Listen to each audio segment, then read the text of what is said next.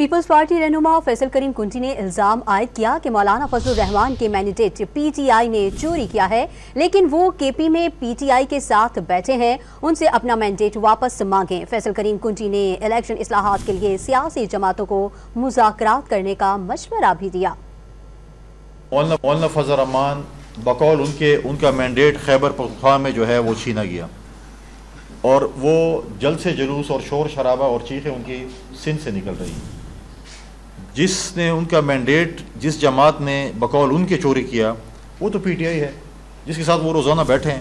ان کے ساتھ جب بیٹھے تو ان کو بولے کہ آپ نے ہمارا مینڈیٹ چوری کیا اور ہماری یہ سیٹیں میں واپس کر دیں۔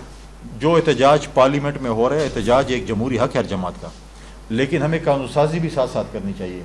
آج جن چیزوں پہ ہمیں اعتراضات ہیں، ہمیں چاہیے کہ ہم الیکٹورل ریفارمز کمیٹی ہو، پارلیمنٹ میں ہو، حکومت اور اپوزیشن مل بیٹھ کر جو ہے اس الیکٹورل ریفارمز کرے، تاکہ اگلے الیکشن میں ہم یہ رونا نہ روئیں۔